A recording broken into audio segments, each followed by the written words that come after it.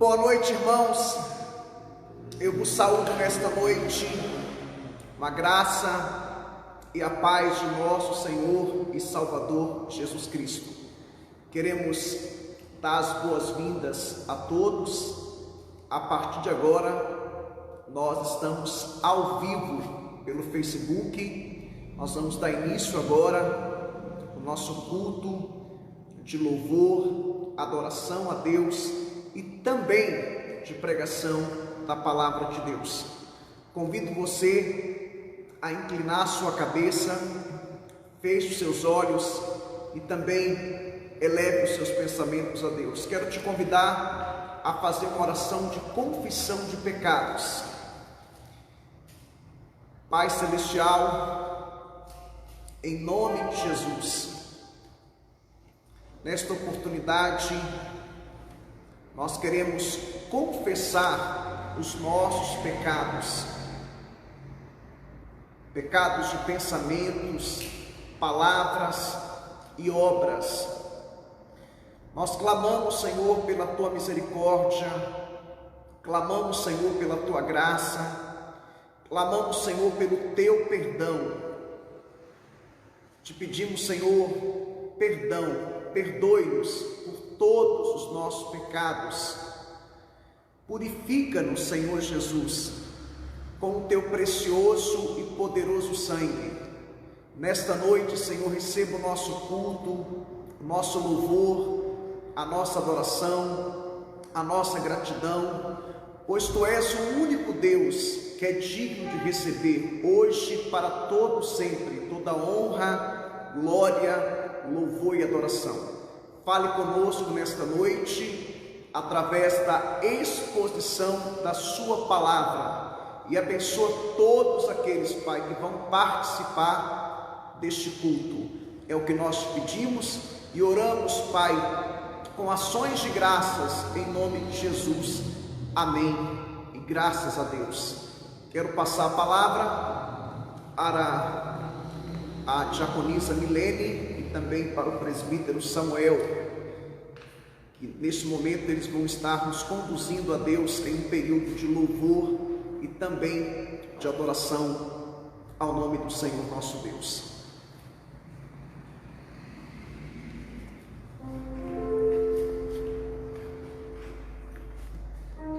Graça e paz, amados. Graça e paz, irmãos, a todos que estão aí nos assistindo na sua casa. Queremos convidar vocês para que venham adorar juntamente conosco.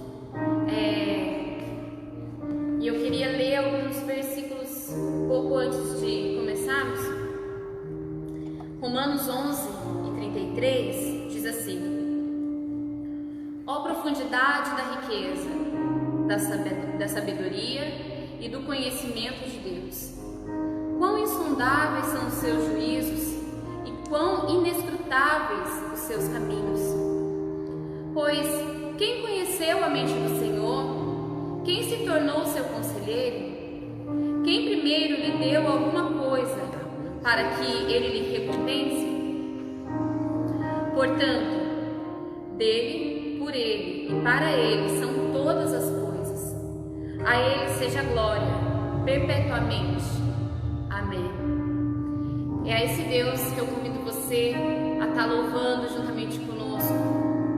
Feche os seus olhos, abra o teu coração, se entregue a Ele. Tudo que nós vivemos, se nós nascemos, tudo é por Ele e é para a glória dEle. O que temos, tudo, absolutamente tudo, é por Ele. Amém? Glória a Deus. Obrigada, Senhor. Obrigada, Jesus. Aleluia, Senhor. Tu és soberano, Tu és maravilhoso.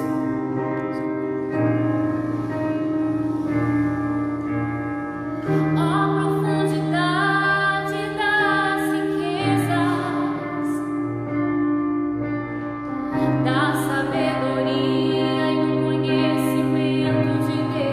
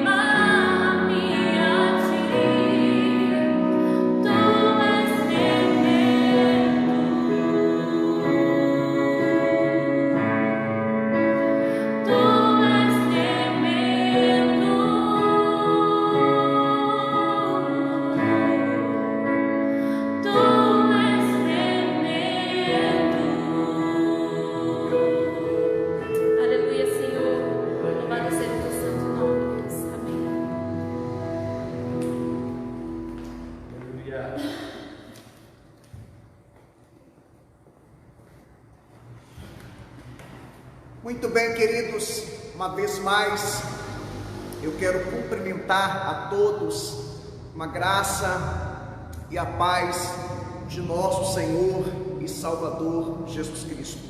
Convido você a abrir a sua Bíblia na primeira carta do apóstolo Paulo aos Tessalonicenses, no seu capítulo 5. Primeira carta do apóstolo Paulo aos Tessalonicenses, capítulo 5, a partir do versículo 12, nós vamos ler até o versículo 22, capítulo 5, a partir do versículo 12 até o versículo 22. Eu quero pensar com você nessa noite a respeito do seguinte tema: como devem ser os relacionamentos na igreja. É sobre isso que Paulo trata aqui nesta sessão, neste bloco. Muito bem, assim diz a palavra do Senhor. Agora vos rogamos, irmãos, que acateis com apreço os que trabalham entre vós e os que vos presidem no Senhor e vos admoestam, e que o tenhais com amor em máxima consideração, por causa do trabalho que realizam. Vivei em paz uns com os outros. Exortai-vos também, irmãos, a que admoesteis os insubmissos, consoleis os desanimados, ampareis os fracos, e sejais longânimos para com todos. Evitai que alguém retribua a outrem mal por mal. Pelo contrário, seguir sempre o bem entre vós e para com todos. Regozijai-vos sempre, orai sem cessar, em tudo dai graças, porque esta é a vontade de Deus em Cristo Jesus para convosco. Não desprezeis as profecias, julgai todas as coisas, retende o que é bom, abster-vos de toda forma de mal. Muito bem, queridos, nós já estamos chegando na parte final dessa carta. O apóstolo Paulo, depois de tratar de tantos assuntos importantes, como por exemplo no capítulo 1, ele falou a respeito da igreja tessalônica, que era uma igreja modelo, era uma igreja exemplar, que tinha as três principais marcas de uma igreja: amor tanto na vertical como também na horizontal, amor ágape, uma fé sólida e também a esperança da vinda do Senhor Jesus. No capítulo 2, Paulo ele dá o seu exemplo, é a figura de Paulo, o ministro exemplar, ministro dedicado e aplicado à obra de Deus. Paulo, quando ele entra no capítulo 4, ele já trata do assunto que é o tema central dessa carta: a volta de Jesus, o arrebatamento da igreja, e ele fala também do dia do Senhor, ou seja, arrebatamento e também grande tribulação. E Paulo agora, ele entra numa outra sessão, no outro bloco, e ele está dando alguns conselhos práticos, algumas orientações para a igreja que estava localizada, situada na cidade de Tessalônica, no norte da Grécia. Esse texto, esta seção, este bloco, nós vamos ver versículos 12 e 13, Paulo falando como nós devemos nos relacionarmos com os nossos líderes espirituais, isto é, com os pastores, presbíteros, diáconos, enfim, com a liderança da igreja. Como deve ser a relação entre pastores e ovelhas, líderes e liderados? Nós vamos ver isso nos versículos 12 e 13. Versículos 14 e 15, Paulo ele fala como os irmãos, os membros da igreja, da eclesia, da comunidade, como eles devem se relacionar entre si, como deve ser a relação dos membros do corpo de Cristo. A partir do versículo 16 até o versículo 22, Paulo ele vai tratar como deve ser a nossa relação, ou o nosso relacionamento com Deus.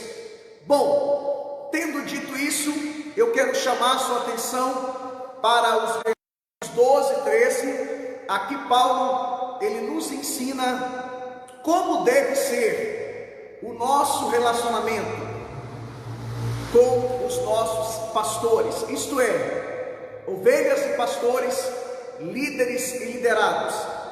Chamo a sua atenção então para os versículos 12. Agora vos rogamos, irmãos, que acateis com apreço os que trabalham entre vós e os que vos presidem no Senhor, admoestam, e que o tenhais com amor em máxima consideração, por causa do trabalho que realizam. E Paulo conclui, versículo 3, dizendo: vivei em paz com todos. Vivei em paz com todos. Note você que Paulo aqui nos versículos 12 e 13, ele trata dessa questão, como deve ser o relacionamento entre pastores e ovelhas, líderes e liderados. E Paulo ele usa algumas palavras aqui. Ele usa a palavra presidem no Senhor, ele usa a palavra trabalho e usa a palavra admoestam. Paulo está ensinando aqui, ele está rogando. A palavra rogar, a ideia é de um apelo, é uma súplica, é um pedido, é a ideia de como se fosse em português, parafraseando, contextualizando, pelo amor de Deus. Então essa é a ideia, que é a ideia de um pedido, de uma súplica, de um apelo. Paulo está dizendo: vos rogamos, irmãos, que acateis com apreço os que trabalham entre vós e os que vos presidem no Senhor e vos admoestam. Paulo está falando aqui nos versículos 12 e 13 sobre a questão, um assunto que eu particularmente gosto muito, princípio de autoridade. Eu quero aproveitar também, assim que você tiver uma oportunidade, uma chance, leia um livro. Esse livro eu li ele há muitos anos atrás, há mais de 20 anos atrás, já devo ter lido esse livro umas 2 ou 3 vezes, Autoridade Espiritual. Este livro, ele edificou muito a minha vida, com Atmania. Esse livro abençoou muito a minha vida. E Paulo aqui, agora sim voltando à mensagem, Paulo ensina aqui aos cristãos de Tessalônica sobre a questão da submissão às autoridades constituídas por Deus dentro de um contexto eclesiástico, isto é, dentro do contexto de igreja. E Paulo ele enfatiza aqui, ele dá ênfase, ele dá um destaque, dizendo que a autoridade dos líderes da igreja vem do Senhor. Nós vivemos uma época em que a gente percebe um espírito de infidelidade, de deslealdade e de insubmissão aos pastores, por muitos motivos, por muitas razões.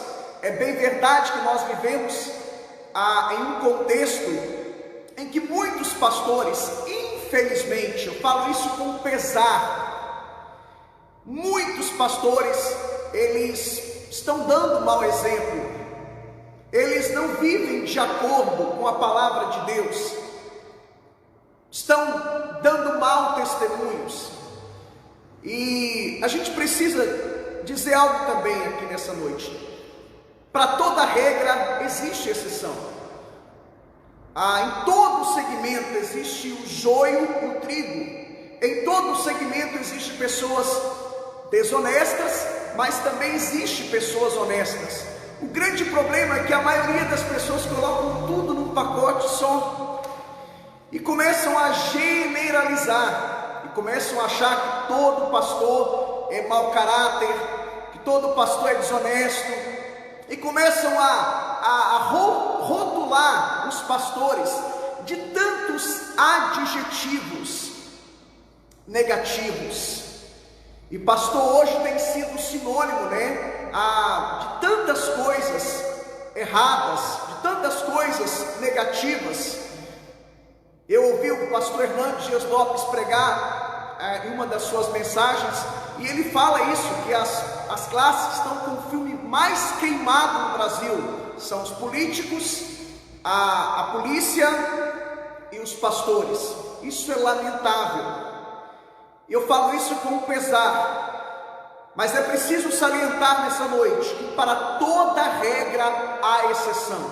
Existem pastores desonestos? Sim. Existem pastores que estão dando mau exemplo? Sim, é fato. Existem falsos, eu chamaria esses pastores de falsos pastores, que na verdade só querem a lã da ovelha, a gordura da ovelha, o leite da ovelha, a carne da ovelha.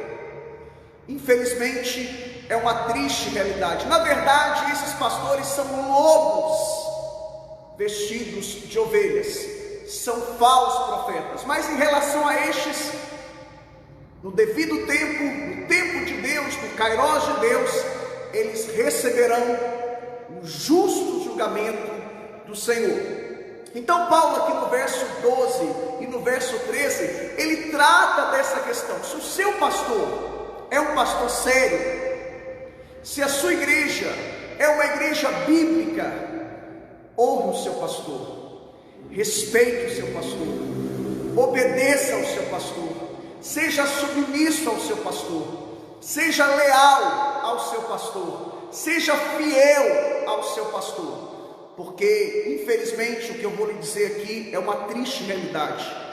Se a sua igreja é bíblica, se o seu pastor é um homem sério, isso que deveria ser uma regra virou uma exceção, infelizmente. Infelizmente eu estou pastoreando há mais de 20 anos para a glória de Deus e pela graça de Deus. Sou casado, vou completar agora em maio 23 anos com a mesma mulher. Me casei com 20 anos, fui a pastor com apenas 22 anos de idade. Isso que deveria ser uma regra virou uma exceção. E para a glória de Deus, Deus tem me guardado o meu caráter, a minha integridade. Isso é mérito de Deus, isso é para a glória de Deus e pela graça de Deus. Para a glória de Deus, eu sou ficha limpa, para a glória de Deus, repito. Então, se você congrega em uma igreja bíblica, se o seu pastor é um pastor sério, olha o que Paulo diz no verso 13: e o que tenhais com amor em máxima consideração. Algumas versões usam a palavra estima. E Paulo diz mais: por causa do trabalho que eles realizam. Paulo diz mais: que eles presidem no Senhor, que eles admoestam. Você não tem que respeitar o seu pastor, honrar, porque por causa do cargo em si, mas por causa do trabalho. Não é a ideia de um culto à personalidade. Não confunda honrar e respeitar e obedecer com bajulação. Não é isso que Paulo está dizendo aqui. Não é a ideia do texto aqui. Não é a ideia daquilo que Paulo tinha em mente. Então, se o seu pastor é sério, se a sua igreja é bíblica, Paulo está dizendo aqui que você deve tratá-lo com estima e amor. É a ideia de honra, respeito e obediência. Mas permita-me dizer uma coisa. Gosto muito de uma frase de um teólogo reformado, batista, americano, um teólogo que influencia muito a minha vida e o meu ministério, John Piper. John Piper diz que você só deve submeter ao seu pastor se ele for submisso a Cristo e a sua palavra. Deixe-me dizer algo também. Na Bíblia, aprenda isso. Submissão incondicional somente a Deus e a sua palavra. Eu vou repetir isso. Na Bíblia, submissão incondicional somente a Deus e a sua palavra. Ao seu pastor, submissão condicional. Isto é, enquanto o seu pastor for submisso a Deus e a palavra de Deus, a Bíblia, você deve submetê-lo. Se o seu pastor deixou de submeter a Deus e a sua palavra, você está desobrigado a obedecer o seu pastor. Ao seu marido, submissão condicional. Ao seu patrão, submissão condicional. Isto é, enquanto o seu marido, enquanto o seu patrão submeter ao Senhor, você deve submetê-los. Submissão incondicional somente a Deus. Chama a sua atenção agora para o segundo ponto. Se nos versículos 12 e 13, Paulo, ele fala como deve ser o nosso relacionamento entre pastores e líderes, pastores e ovelhas, líderes e liderados. Paulo conclui o verso 13, antes de entrar no verso 14, Paulo diz assim, no verso 13, vivei em paz uns com os outros. É a ideia de pastores e ovelhas, líderes e liderados viverem em paz. Parafraseando, submeta ao seu pastor, obedeça, respeite. Se você acha que o seu pastor não é sério, que a sua igreja não é bíblica, o que você está fazendo nessa igreja ainda?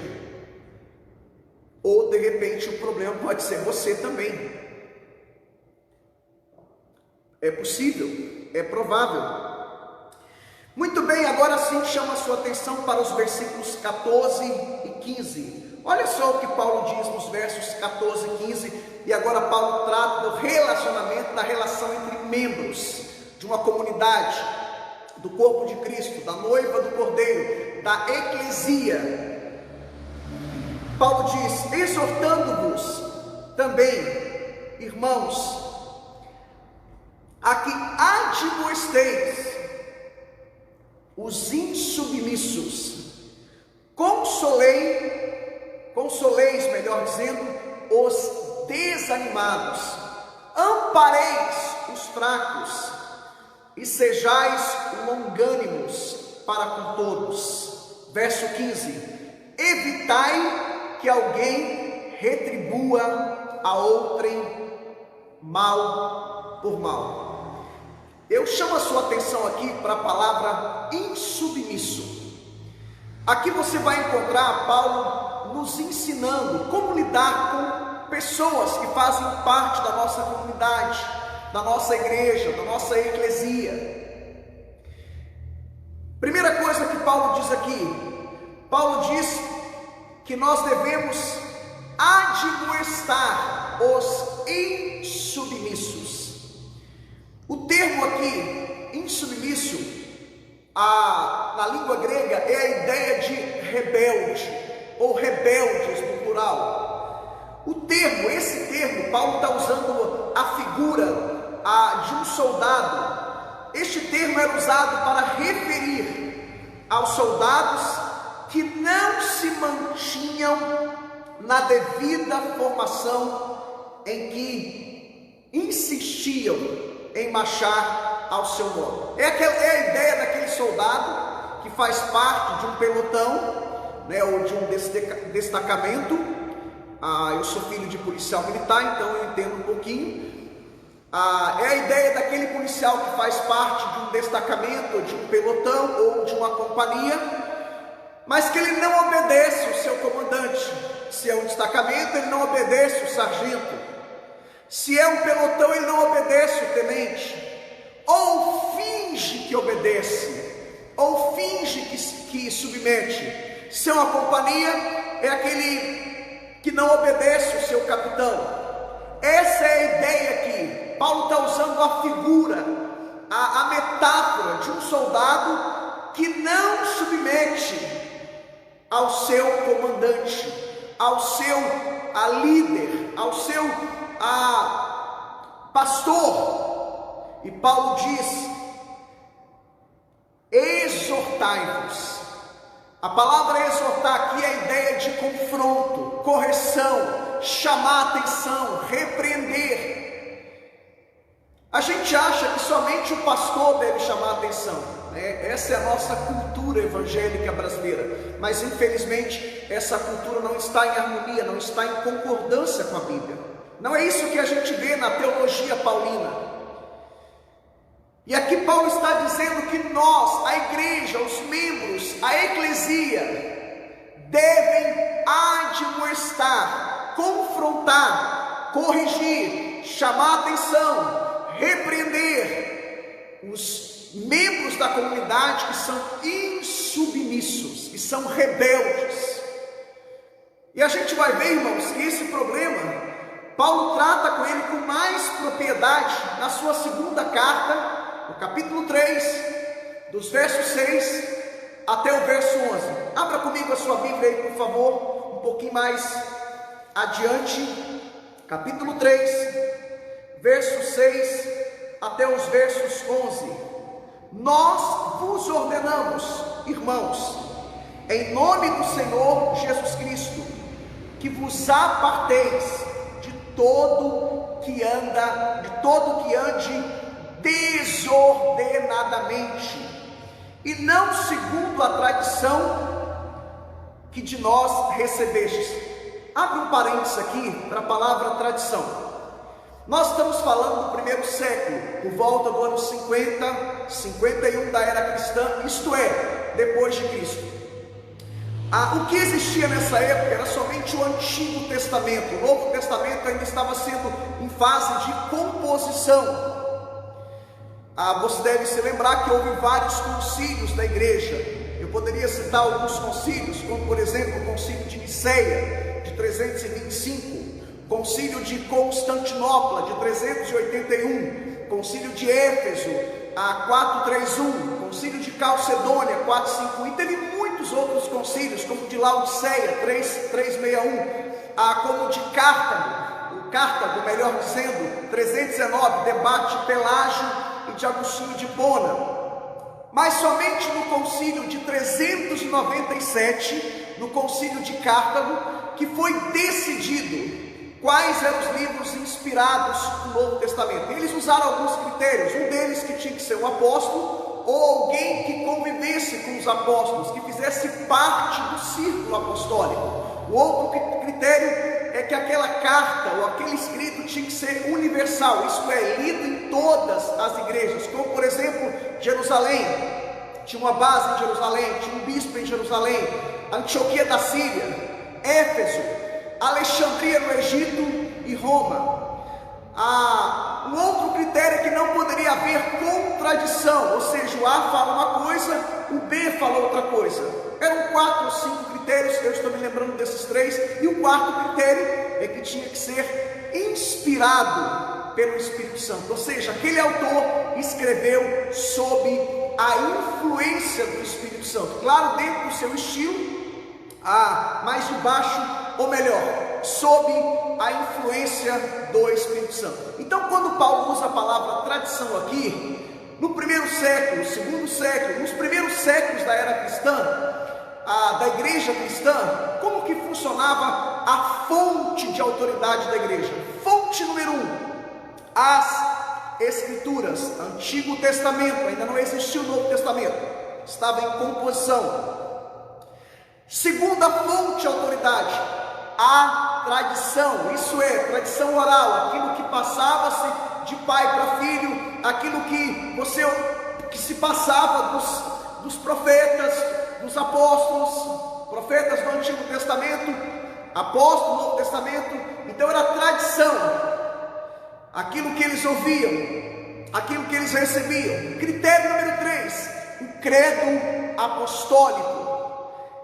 E critério número 4, melhor dizendo, o bispo e a sua igreja. Essa era uma fonte de autoridade. Então Paulo lhe diz aqui, que não andam segundo a tradição de que recebestes. E Paulo diz no versículo 7, pois vós mesmos estáis cientes do modo que vos convém imitar-nos, ou seja, a ideia de imitar Paulo. Havia um grupo na igreja de Tessalônica que estava resistindo, fazendo oposição à teologia paulina. Paulo diz mais no verso 7, visto que nunca nos portamos desordenadamente, ou seja, Paulo nunca foi um obreiro insubmisso.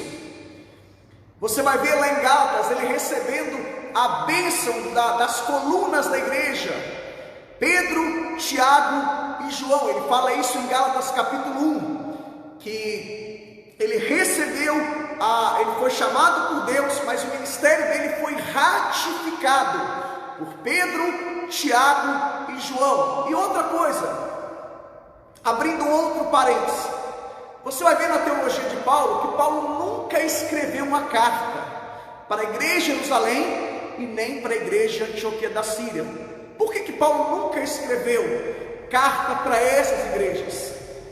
Você vai ver Paulo escrevendo cartas para diversas igrejas, igreja de Roma, as igrejas da Galácia, Antioquia da Psídia, Icônio, Listra, Derbe. Você vai ver Paulo escrevendo cartas para a igreja de Filipos, Tessalônica, Corinto, a Éfeso, mas você não vai ver Paulo escrevendo cartas para a igreja de Jerusalém e de Antioquia da Síria, por dois motivos. Primeiro, porque nessa igreja estavam pastores, líderes mais maduros, mais experientes do que Paulo. Em Jerusalém estavam as colunas da igreja.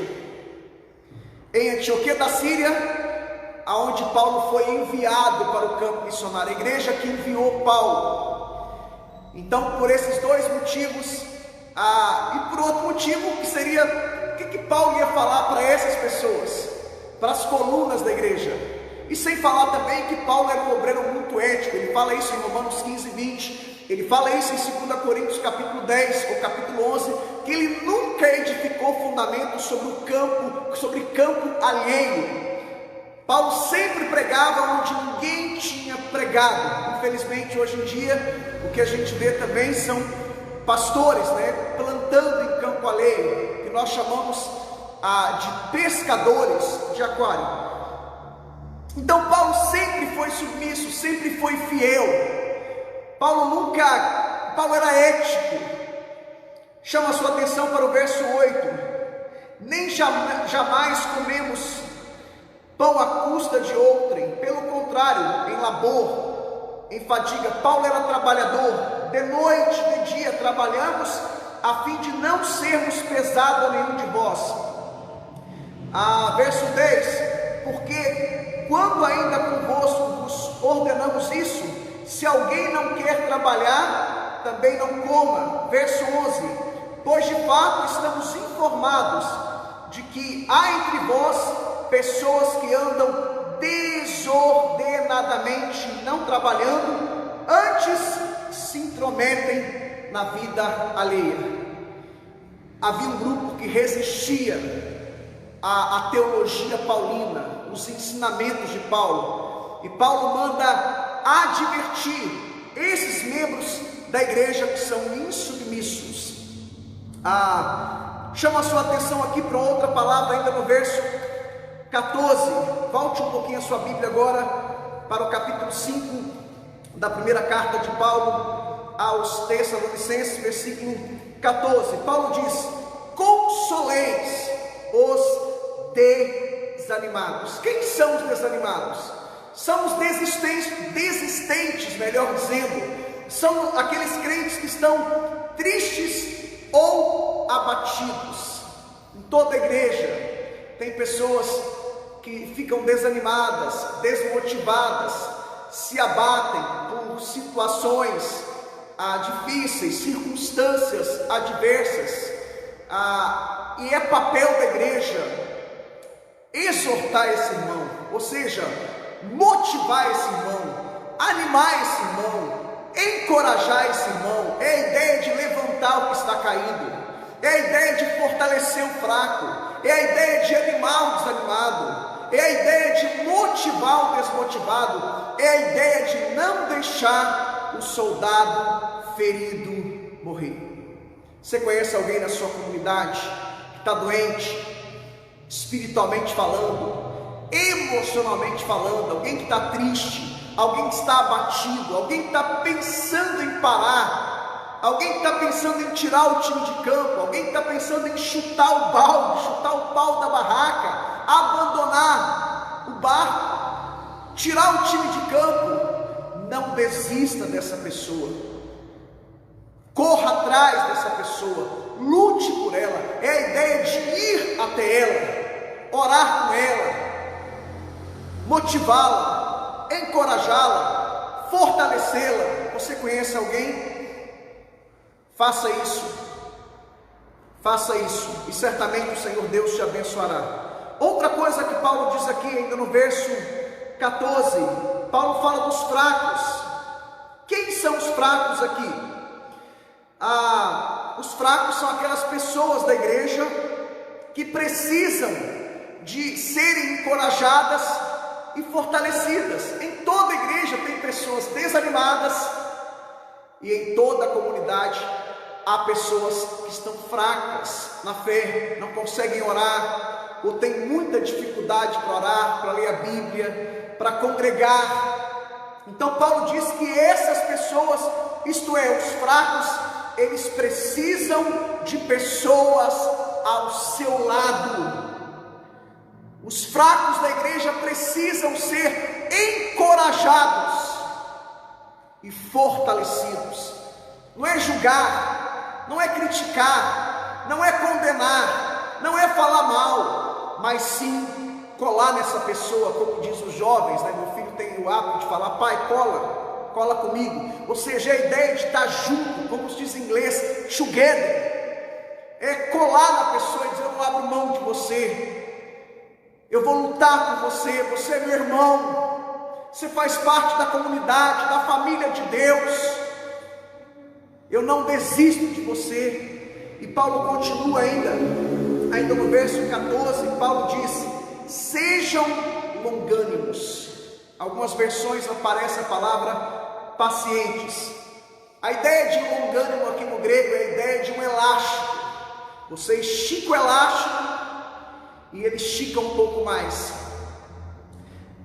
No grego existem duas palavras para paciência. Existe paciência com situações e circunstâncias, e existe paciência com pessoas. A ideia aqui é de paciência com pessoas, é suportar aquele irmão difícil, aquele irmão complicado.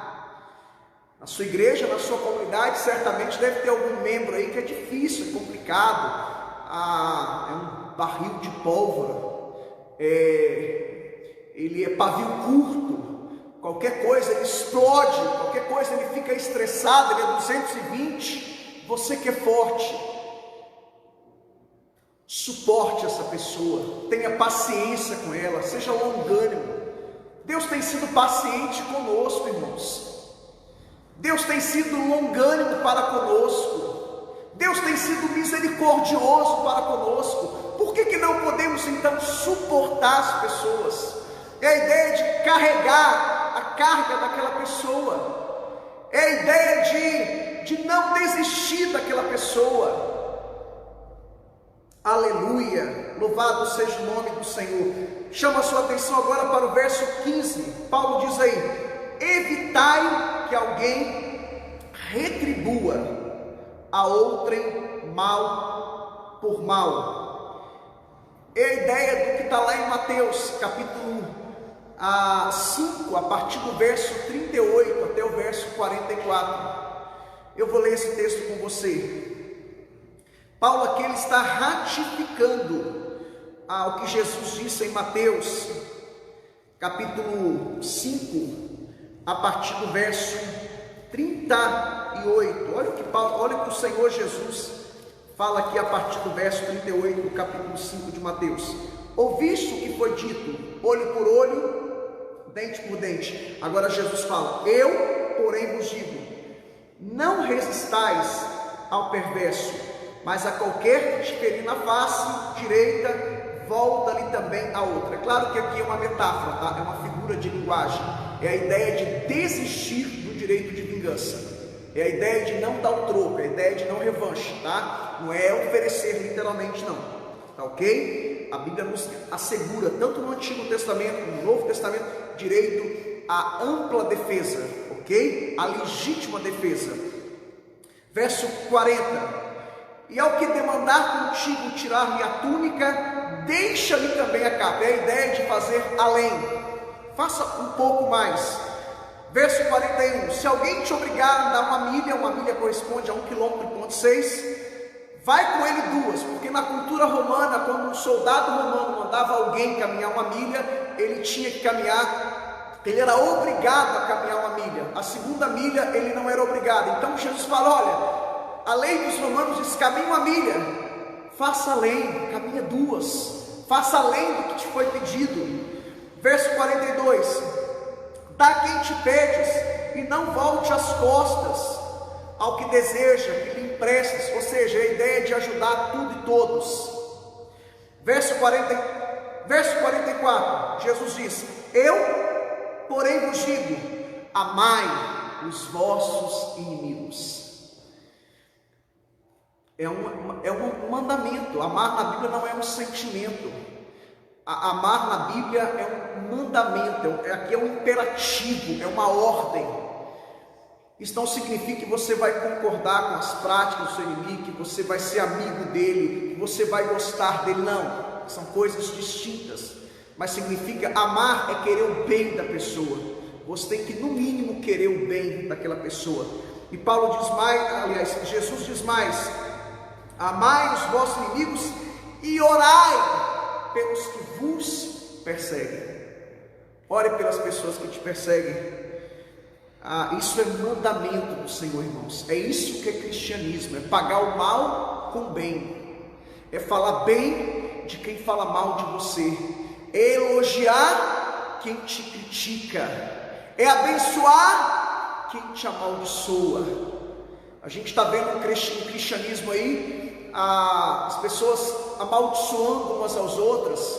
Eu te amaldiçoo, eu te condeno. Que isso? Isso não é compatível com o Novo Testamento, com os ensinos de Jesus e nem dos apóstolos. Cristianismo é amar os teus inimigos, é orar por aqueles que te perseguem, é abençoar quem te amaldiçoa, é falar bem de quem fala mal de você, é elogiar quem te critica, é ver qualidade em quem só vê defeito em você. E Paulo também fala sobre isso lá em Romanos, capítulo 12. Olha o que Paulo diz em Romanos, capítulo 12, a partir do verso 17. Romanos, capítulo 12, a partir do verso 17. Se você puder, abra sua Bíblia em Romanos, capítulo 12, versículo 17. Olha o que Paulo diz: não torneis a ninguém mal por mal, esforçai-vos por fazer o bem perante todos os homens. Se for possível, quando depender de vós, tende paz com todos.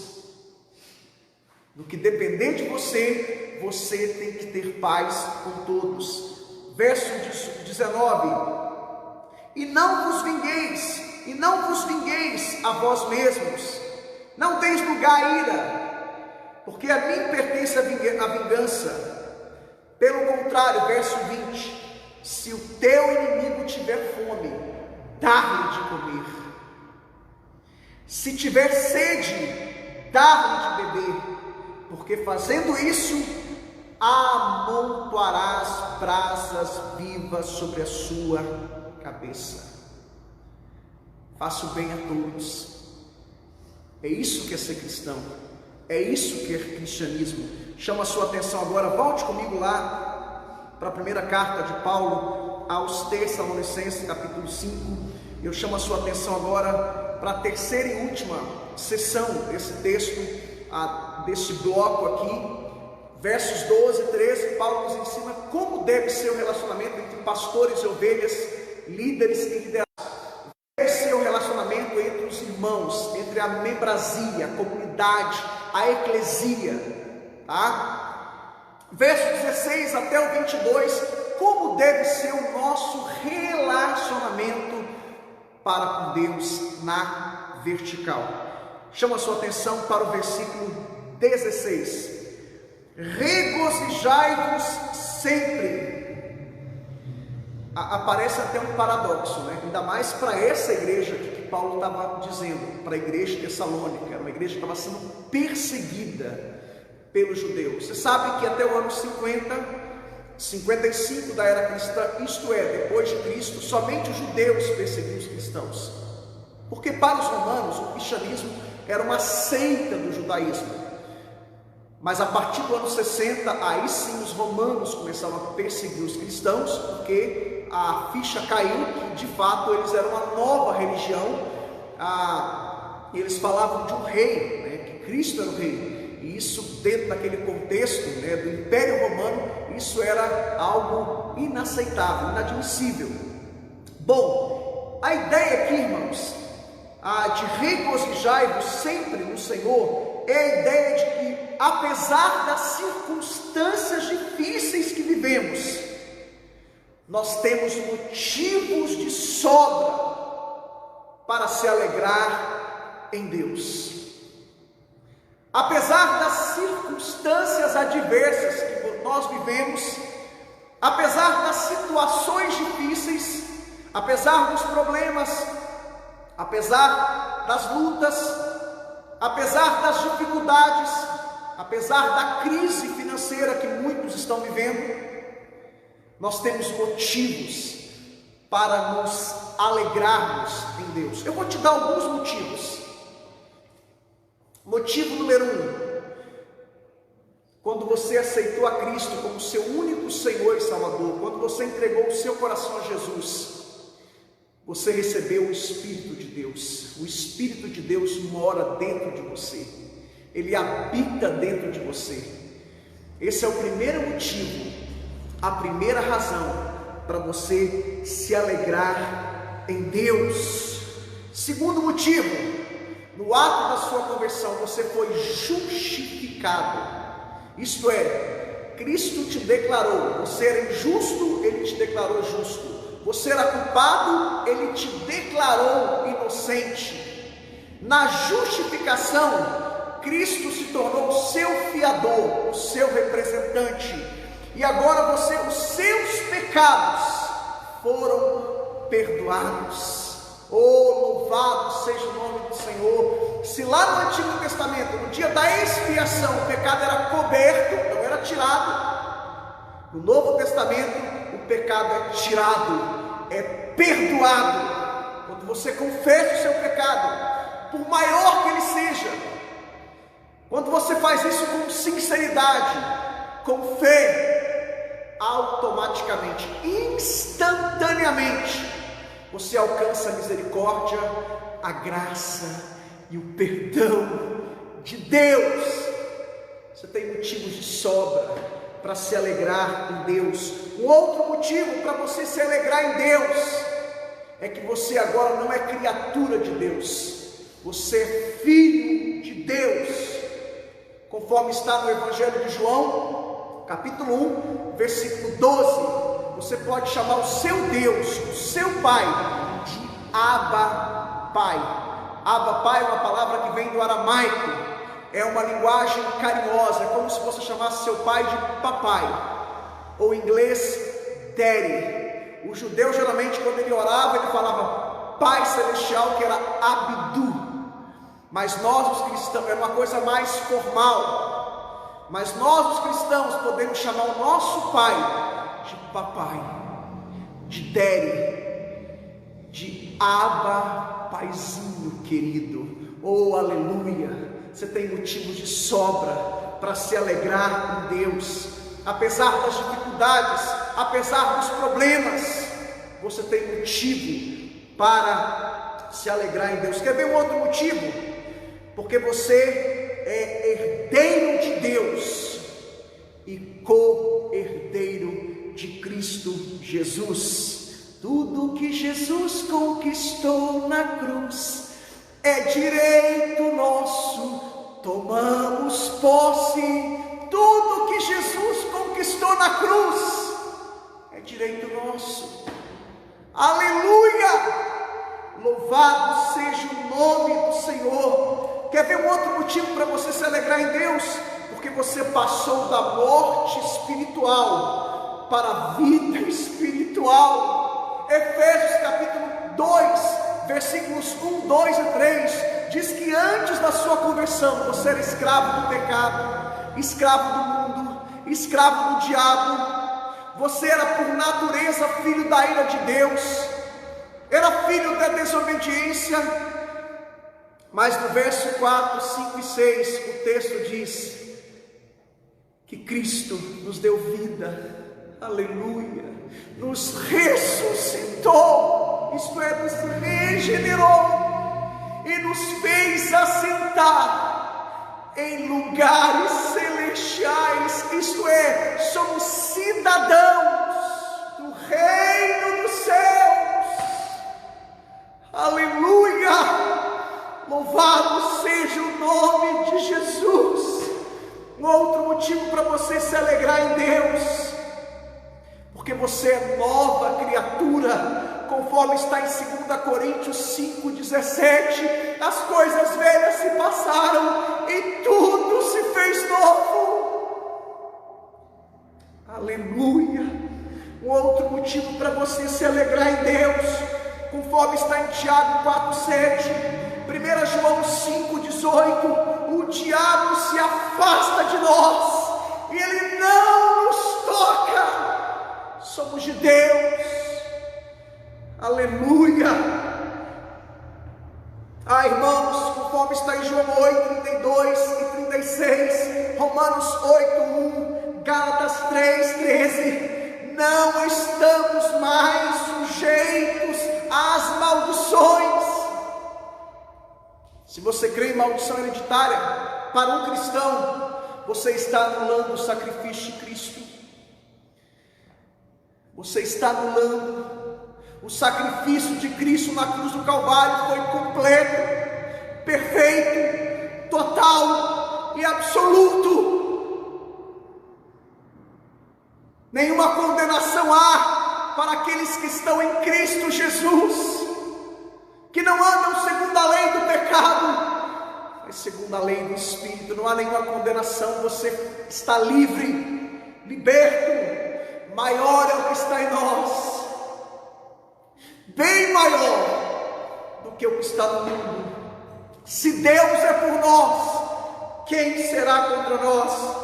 Irmãos, você tem muitos motivos para se alegrar em Deus. São tantas bênçãos, apesar das circunstâncias, você tem motivo para se alegrar em Deus. Chama a sua atenção para o versículo 17: orai sem cessar. Não é a ideia de ficar 24 horas orando, tá? Até porque você tem que trabalhar, você tem que estudar, você tem que dormir, você tem que comer, beber. Não é essa a ideia. Perguntaram para um grande homem de Deus: quantas horas você ora por dia? Sabe qual foi a resposta deste grande homem de Deus? Ele disse: eu não oro nem 5 minutos por dia. E a pessoa que perguntou ficou atônita, perplexa. Como pode? O senhor é um grande homem de Deus e o senhor não ora nem 5 minutos por dia. Aquele homem disse: olha, eu não concluí, ponto e vírgula. Eu não oro nem 5 minutos por dia, mas eu não consigo ficar sequer 5 minutos por dia sem ter comunhão com o meu Deus. Essa é a ideia aqui, quando Paulo diz: orai sem cessar, é um conceito. O conceito de Paulo aqui implica hábito de oração e vida de oração.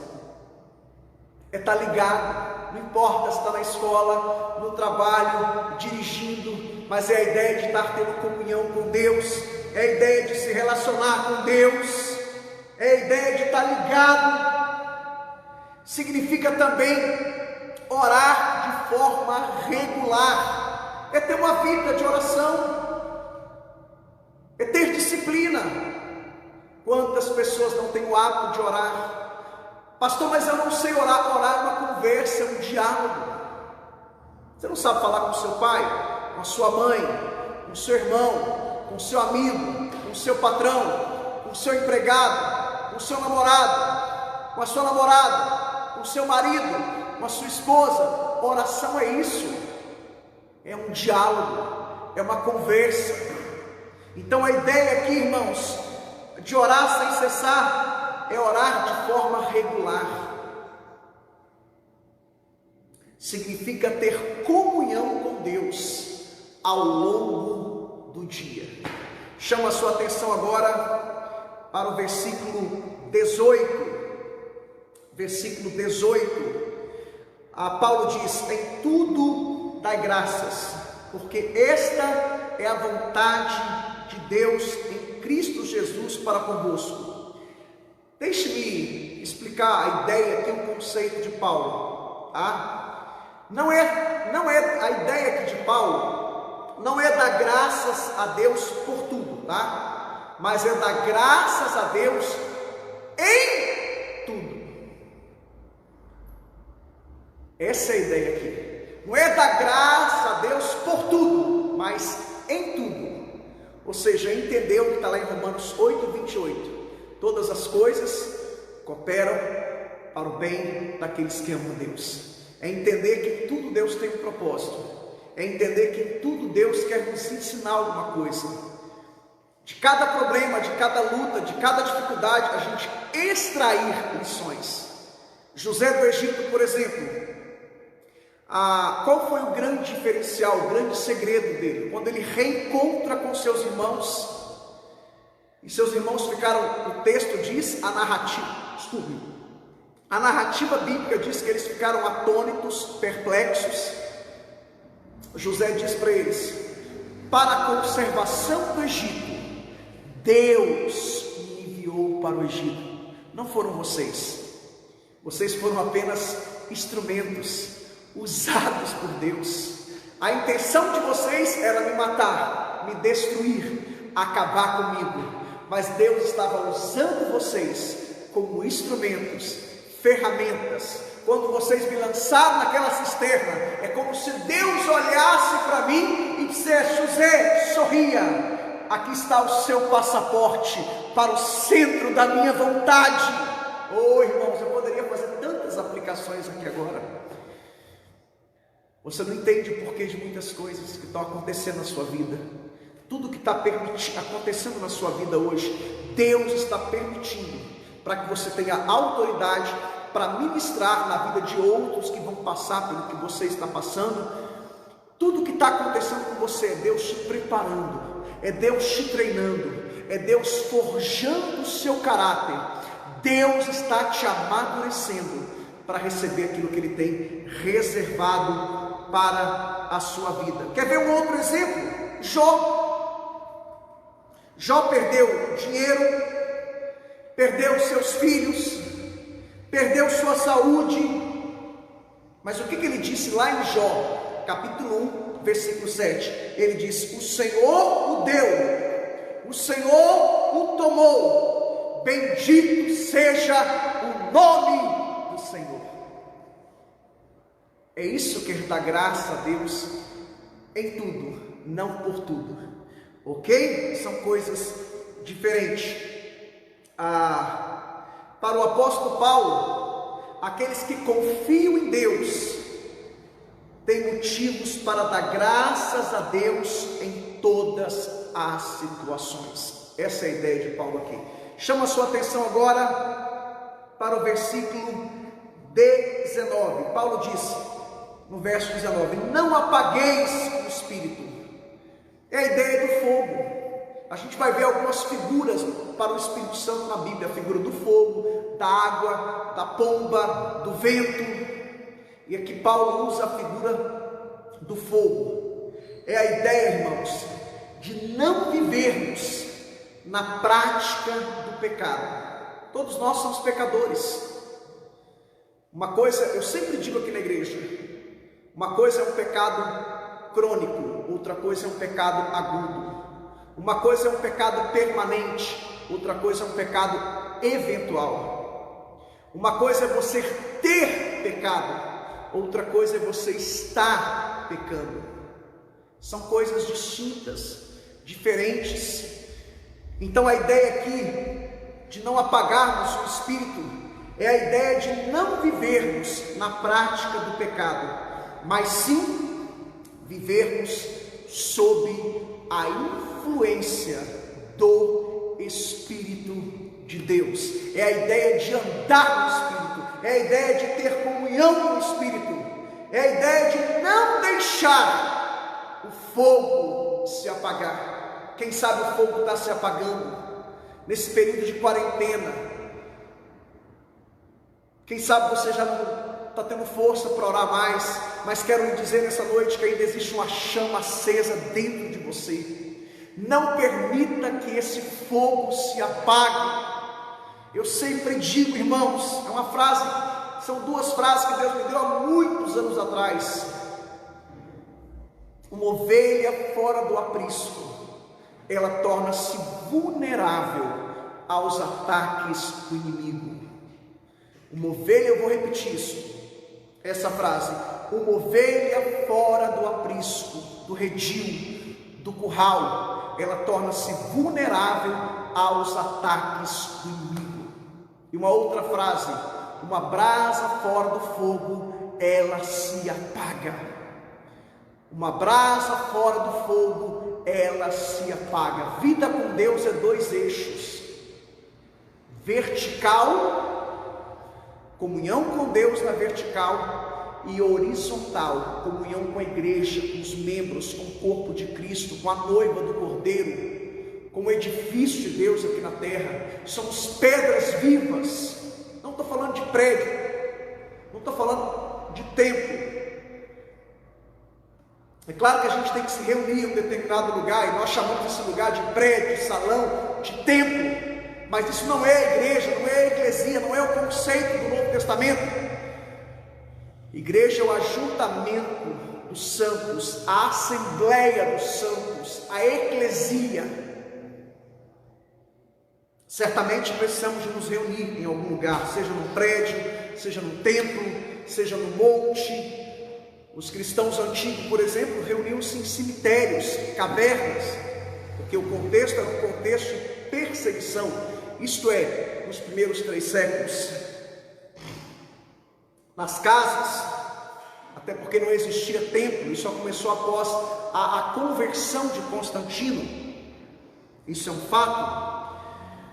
Então a ideia aqui, irmãos, é a ideia de não deixar essa comunhão com Deus morrer. Não pare de orar, não pare de ler a Bíblia, não pare de frequentar os cultos, não pare de ter comunhão com Deus na vertical e na horizontal. Hebreus diz, capítulo 10, versículo 25, não deixemos de congregar como é costume de alguns. É um princípio, é um mandamento, o verbo está no imperativo, não deixemos de congregar. Deixar de congregar, segundo o autor da carta aos Hebreus, é pecado. É pecado. Chamo a sua atenção agora para o versículo 20. Olha o que diz o versículo 20: não desprezeis as profecias. O que é uma profecia? Eu vou começar dando uma definição de Wayne Grudem, que é um dos maiores teólogos, um dos que mais me influencia, e John Piper também concorda com Wayne Grudem, melhor dizendo. Segundo Wayne Grudem e John Piper, profecia seria Deus trazendo algo à mente que você não teria pensado no momento, em favor de alguém, para exortar esse alguém, para edificar esse alguém e para consolar esse alguém. Pode ser no âmbito individual, o indivíduo compartilhando uma profecia para o outro indivíduo, é um dom, o dom de profecia. Eu sou continuista, eu creio que os dons não cessaram, eu creio que os dons são contemporâneos, eu creio na contemporaneidade dos dons espirituais, ok? Essa é o meu entendimento.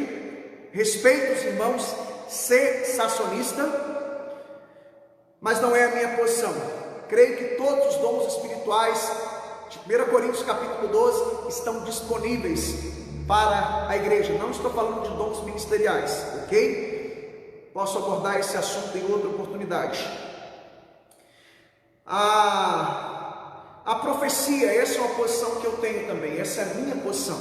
Eu concordo com Wayne Grudem e concordo com Joe Piper, com Mike Lloyd Jones, a D.A. Carson e tantos outros que acreditam na contemporaneidade dos dons, que eles ainda continuam à disposição da igreja. Mas uma definição que eu tenho de profecia: a profecia é uma mensagem de Deus através de um porta-voz. Eu estou lhe trazendo uma profecia aqui hoje. Eu sou um porta-voz de Deus. João Calvino dizia que quando um pregador prega sob a influência do Espírito Santo, e quando ele é fiel às sagradas escrituras, ele está sendo um porta-voz de Deus, ele está sendo usado por Deus.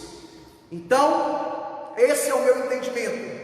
A profecia é uma mensagem de Deus através de um porta-voz. Portanto, o pregador, ele é um porta-voz de Deus. Todas as vezes que o pregador expõe as escrituras, como nós estamos fazendo aqui nesta noite, aqui na nossa igreja nós só pregamos sermão expositivo, que é a ideia de ler o texto, explicar o texto e aplicar o texto. Não tem achismo, não é o que eu acho, o que eu penso, o que eu entendo. Não é penso eu, entendo eu, creio eu, não.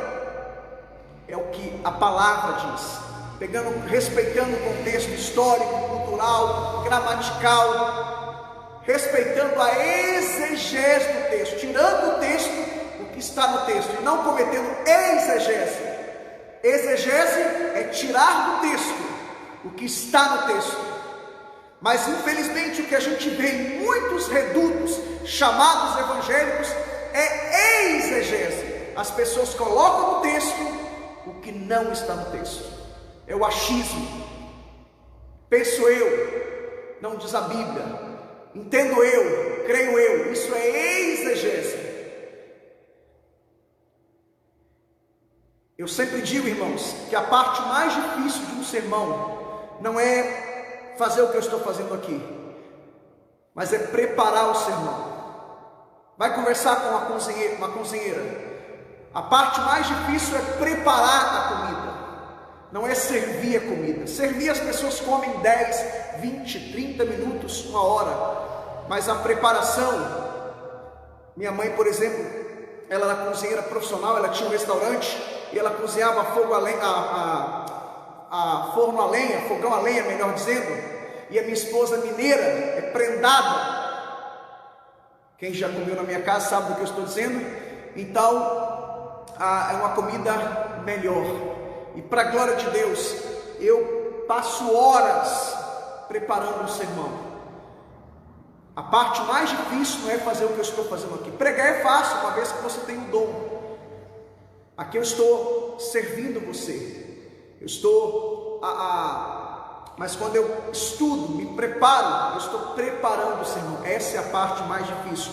E para isso eu preciso estudar, pegar bíblias de estudo, comentários, dicionários bíblicos, léxico, que são dicionários de hebraico, grego, como tenho aqui no meu tablet, concordância de Strong. Foi um teólogo do século XIX, que demorou mais de 30 anos, traduzindo palavra por palavra, do hebraico, do Antigo Testamento e do grego. Então, meus irmãos, o pregador, quando ele prega sobre a influência do Espírito Santo, ele é um porta-voz de Deus. Versículo 21, chama a sua atenção para o versículo 21. Paulo diz, aqui no verso 21, examinai tudo. Paulo diz que nós não devemos desprezar as profecias, mas devemos examinar tudo. A ideia de examinar aqui é a ideia de que as profecias, elas precisam ser confrontadas com as Escrituras. Um dom de profecia, o dom não está no mesmo pé de igualdade. Profecia é a palavra de Deus. Bíblia é a profecia máxima. Toda profecia, seja a palavra, toda profecia, se você receber uma palavra de conhecimento ou ciência, você tem que comparar com as Escrituras. Só a Escritura, um dos 5 pilares da reforma protestante é isso. Só aceitamos o que tem base nessa palavra. Só aceitamos o que tem respaldo, fundamento, o que bate com essa palavra, o que está em harmonia, o que está em concordância. Não está, nós não cremos. Tem que passar pelo crivo da Bíblia, tem que passar pelo crivo das Sagradas Escrituras. A Bíblia é a maior profecia que existe. A Bíblia é a palavra de Deus, de Gênesis a Apocalipse. A ideia também de examinar é a ideia de um exame criterioso, minucioso. Confira, está em harmonia, está em concordância. Segundo o apóstolo Paulo, irmãos, em 1 Coríntios capítulo 14, versículo 29, nós devemos julgar as profecias. Julgue com o seu pregador, o que o pregador prega melhor dizendo, julgue as profecias, para ver se confere, se está em harmonia, em concordância com a Bíblia. Se não estiver em concordância, julgue, condene. Paulo diz em Gálatas 1,6, se alguém pregar outro evangelho, que seja anátema, maldito, reprovável, não aceite. Gosto muito dos cristãos de Bereia. Paulo diz em Atos capítulo 17, versículo 11, e eu chamo a sua atenção para esses cristãos, que eles eram mais nobres do que os de Tessalônica. Porque quando Paulo chegou em Bereia, quando ele saiu de Tessalônica, e quando ele chegou em Bereia, ele começou a pregar. Quando ele entrou na sinagoga, ele pregava o Antigo Testamento, porque não existia o Novo ainda, o Novo estava em composição. Os judeus que ali estavam, conferiam, checavam tudo, para ver se o que Paulo dizia estava em harmonia, estava em concordância, estava no Antigo Testamento. E Paulo chama esses irmãos de nobres, que era um título da nobreza, título do império, da corte romana. E você pode ser chamado de um cristão bereano. Precisamos ser bereanos, conferir tudo, checar tudo. Nem tudo que reluz é ouro. Tem surgido muitos falsos profetas. Não seja um crente banguelo.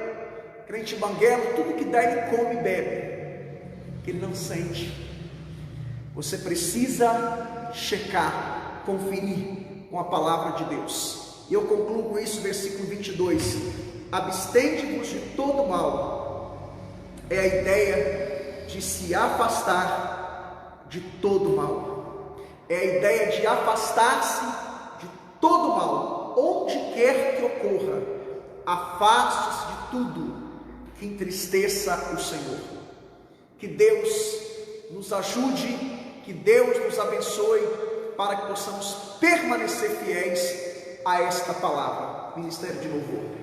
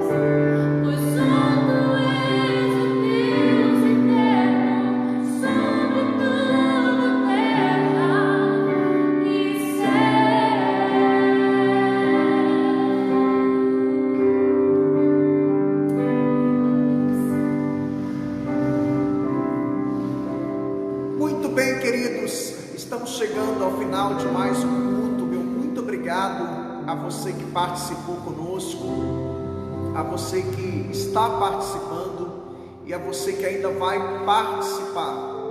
Eu quero pedir para você compartilhar essa live, tá? Que você participou. Eu creio que você foi edificado, que você foi exortado, consolado nessa noite. Então não seja egoísta.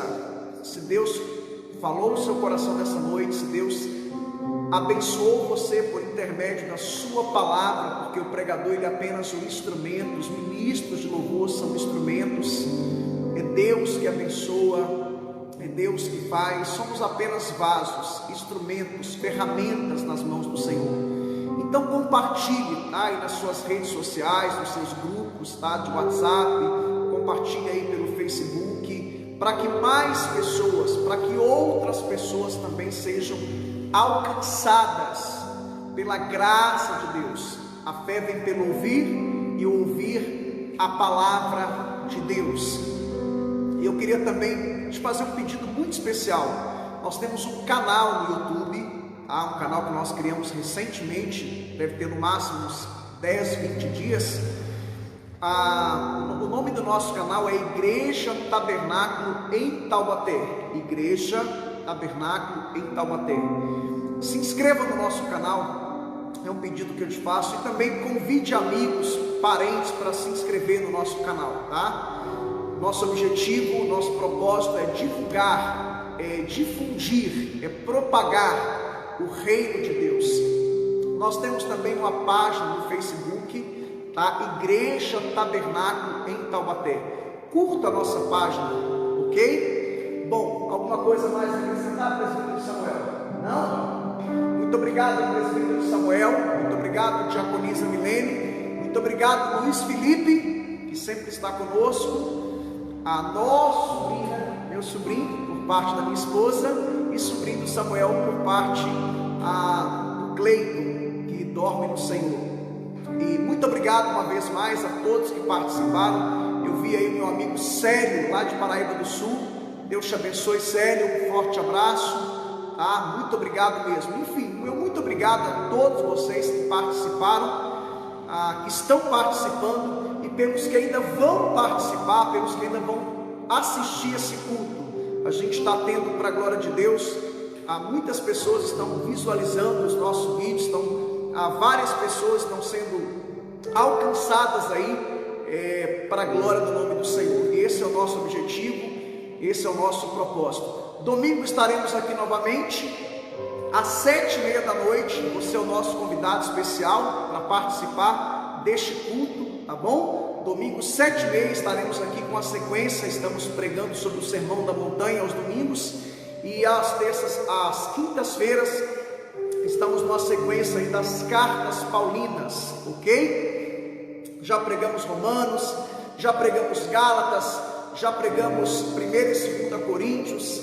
Romanos, 1 e 2 Coríntios, Gálatas, pregamos Efésios, Filipenses, Colossenses, e agora entramos em 1 Tessalonicenses. Já estamos concluindo, e se Deus quiser, domingo nós vamos concluir a primeira, aliás, quinta que vem a primeira carta, e na outra semana, daqui 2 quintas-feiras, estaremos já começando a segunda carta. Vamos orar, finalizando? Vem aqui, presbítero Samuel, ore finalizando, por favor, e dê a bênção apostólica.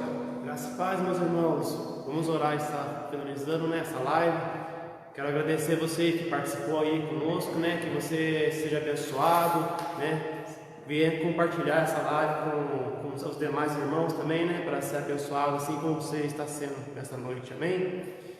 Querido Deus e eterno Pai, nesta hora, Senhor, queremos te louvar, te adorar, te exaltar e te agradecer, Senhor, por esse culto maravilhoso que o Senhor nos concedeu nessa noite. Obrigado, Senhor, por cada vida que assistiu, Senhor, essa live. Meu Deus, obrigado que o Senhor continue abençoando, que o Senhor continue protegendo, Deus, livrando de todo mal, Senhor, no nome de Jesus. Meu Deus, nos dê, Senhor, um resto de semana abençoado, na Tua presença, Senhor, no nome de Jesus. Amém. Receba a bênção apostólica. Que a graça do nosso Senhor Jesus Cristo e o grande amor de Deus Pai e a comunhão do Espírito Santo esteja com todos digam amém, graças a Deus.